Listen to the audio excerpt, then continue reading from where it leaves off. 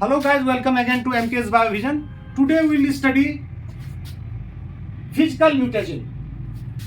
Physical mutagen, for example, radiation, heat, etc. तो radiation heat main जो mutation है वो रेडिएशन ही है. रेडिएशन में इलेक्ट्रोमैग्नेटिक रेडिएशन हो सकता है या फिर पार्टिकुलेट रेडिएशन हो सकता है. इलेक्ट्रोमैग्नेटिक रेडिएशन में ये हमने डिफरेंट वेवलेंथ के आधार पर इसको दिखाया है कि रेडियो वेव है, माइक्रोवेव है, इंफ्रारेड है, विजिबल स्पेक्ट्रम है, यूवीआर है, एक्सरे है और गामा रे है. ये जो हैं तीन रेडिएशन यूवीआर, एक्सरे और गामा रे, ये हाई एनर्जी रेडिएशंस हैं और ये म्यूटेशन ज़्यादा कराते हैं in comparison to radio wave, microwave etcetera. तो इधर ये पार्टिकुलेट मैटर है, ये पार्टिकुलेट रेडिएशन है, ये भी म्यूटेजेनिक नेचर के हैं. और यूवीआर और एक्सरे और गामा रे जो इलेक्ट्रोमैग्नेटिक रेडिएशन है ये भी म्यूटेजेनिक है. अब ये म्यूटेशन सबसे पहले जो है रेडिएशन का इम्पैक्ट एच.जे. मुलर ने 1927 में इस म्यूटेजेनिक प्रॉपर्टी का इस्तेमाल किया था. एक्सरे का उन्होंने इस्तेमाल किया था लिंकेज के स्टडी में ड्रोसोफिला पर. एक्सरे से उसको रेडिएट किया और उस एक्सरे उसमें म्यूटेशन करा देता है. और म्यूटेशन जो होता है वो एक्स क्रोमोजोम पर ज्यादा होता है, यानी कि म्यूटेशन के हॉट स्पॉट एक्स क्रोमोजोम पर ज्यादा होता है जबकि ये ऑटोजोम्स पर कम होता है. उन्होंने ये भी पाया कि फ्रीक्वेंसी ऑफ म्यूटेशन जो है वो 15,000 गुना ज्यादा बढ़ जाता है. नॉर्मल जो बेसिक रेट ऑफ म्यूटेशन है उससे 15,000 गुना जो म्यूटेशन है वो ज्यादा हो जाता है व्हेन वी अप्लाई एक्सरे. तो एक्सरे के बाद जो म्यूटेशन होता है वो बहुत सारे म्यूटेशन लीथल नेचर के होते हैं, जैसे सेक्स लिंक लीथल म्यूटेशन, यानी कि वहां म्यूटेशन हो जाए तो और ये म्यूटेशन ये ऑर्गेनिज्म सर्वाइव नहीं करेगा. एक्सरे के बाद हम देख रहे हैं कि ऑटोजोम्स पर जो भी म्यूटेशन होते हैं ज्यादातर रिसेसिव नेचर के म्यूटेशन होते हैं. और ये म्यूटेशन जो है ये फिक्स्ड नेचर के होते हैं, यानी कि रिवर्स नहीं करते, रिवर्स नहीं है, परमानेंट चेंज हो जाता है जीनोटाइप में. That is why they are permanent and there is no reverse mutation.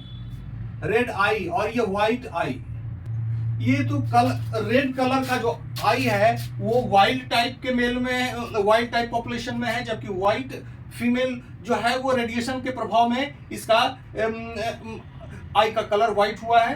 तो ये जो रेडिएशन, जैसा कि मैंने कहा कि ये रिसेसिव होते हैं, तो एक्स पर ये रिसेसिव जीन है इसलिए व्हाइट फीमेल है. व्हाइट आई कलर के फीमेल जब क्रॉस होता है तो क्रॉस के बाद जो फीमेल जितनी भी फीमेल होती हैं उसमें एक एक्स इधर से आता है और एक एक्स इधर से आता है. तो रेड मेल वाला जो एक्स आता है वो डोमिनेंट होता है. ये हेट्रोजाइगस है, फीमेल हेट्रोजाइगस है, इसलिए ये रेड टाइप की रेड आई कलर वाली फीमेल होती है. जबकि मेल के पास केवल एक्स एक ही एक्स क्रोमोजोम रहता है जो फीमेल साइड से आता है और उसमें एक रिसेसिव जीन है जो एक्सप्रेस हो जाता है. चूंकि एक्स वाई हेमिजाइगस कंडीशन के क्रोमोजोम है इसलिए व्हाइट आई के मेल बनते हैं.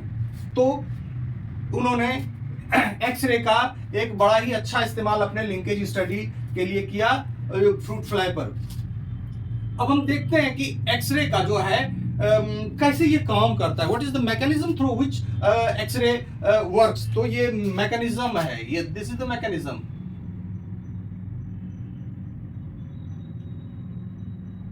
मैकेनिज्म कैसे काम करता है. तो डायरेक्ट इफेक्ट यानी कि सीधा सीधा ये जो डीएनए है उसको ये ब्रेक कर देता है. इनडायरेक्ट इफेक्ट है वो है it produces reactive oxygen species by extracting electron from water.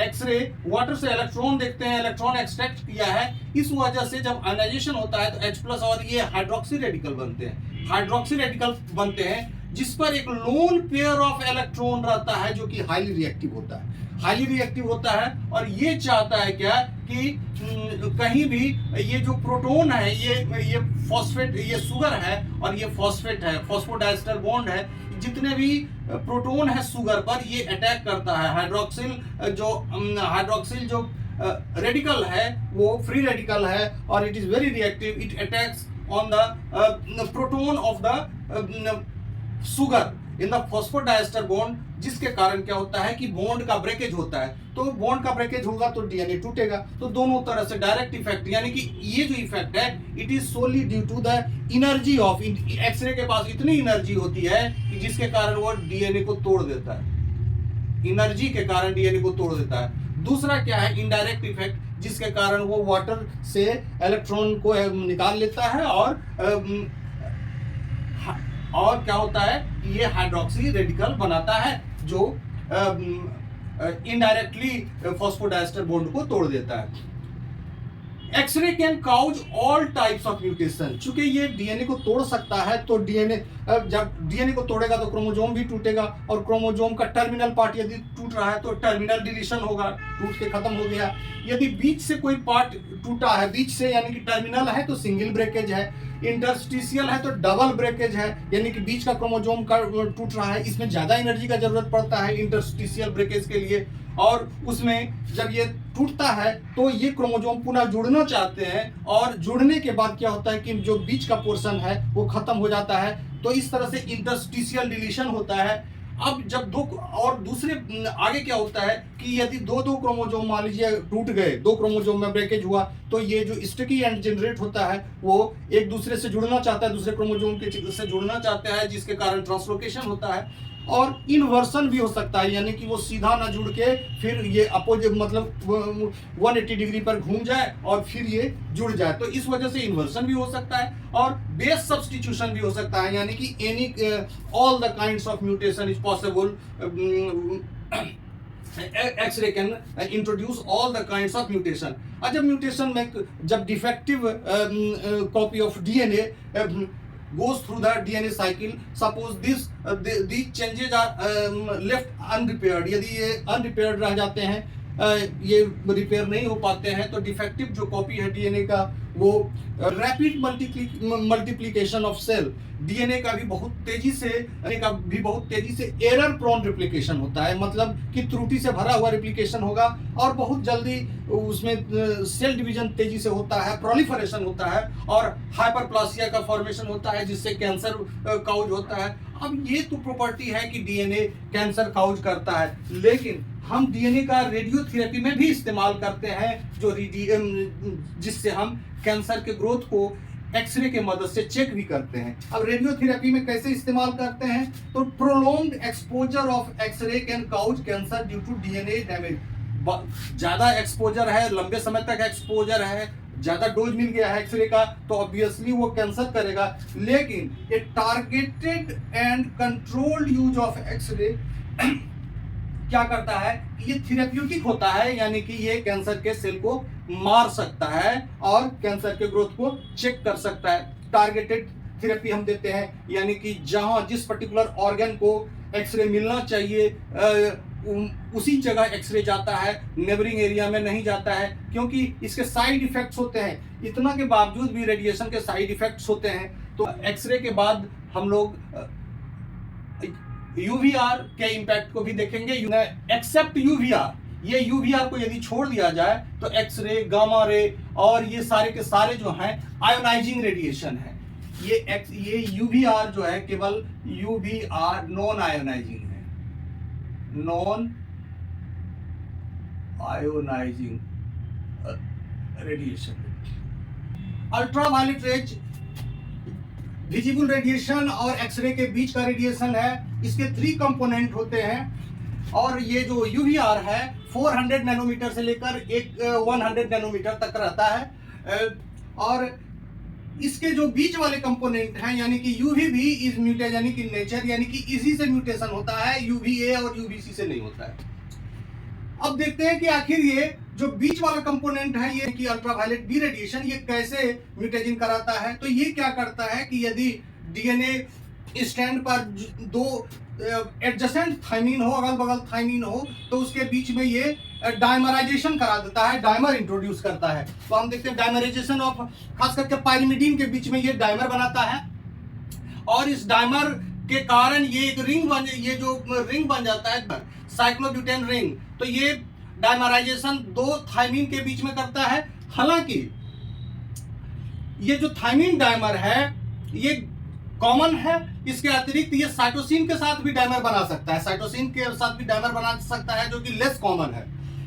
ये डाइमर इजीली रिमूव नहीं होता है, इजीली रिमूव नहीं होता है, ये रिप्लिकेशन को ब्लॉक कर सकता है।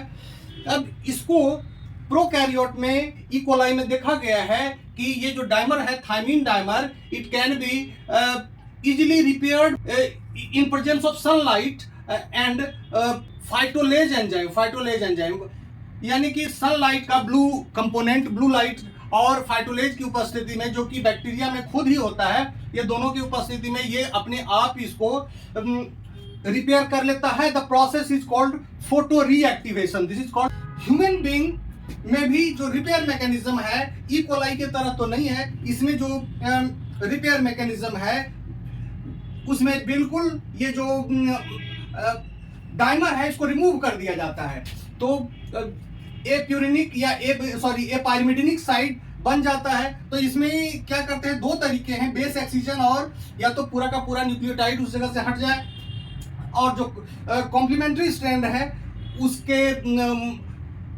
उसके बेसिस पर नया न्यूक्लियोटाइड को लाया जाए। तो ह्यूमन बीइंग में क्या है, इसको करेक्ट करने का जो मशीनरी है वो है न्यूक्लियोटाइड और base excision repairing, in short we call NER and बेर।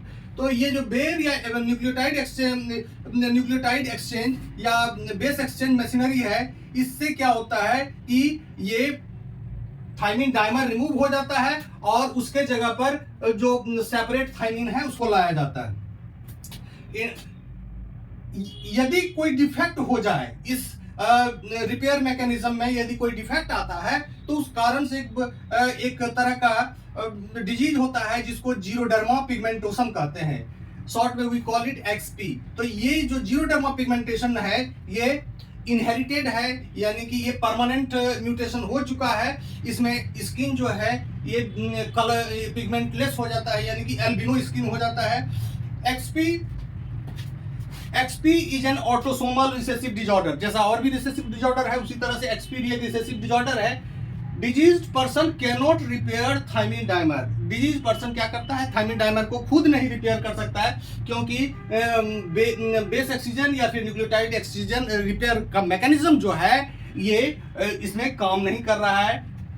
रिपेयर मैकेनिज्म में को हम लोग अगले लेक्चर में देखेंगे कि what are the repair mechanism, DNA repair mechanism.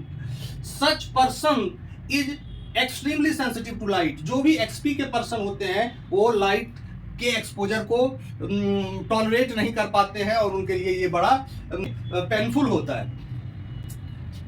ये तो रहा यूवीआर को मैंने देख लिया, यूवीआर को देख लिया, क्या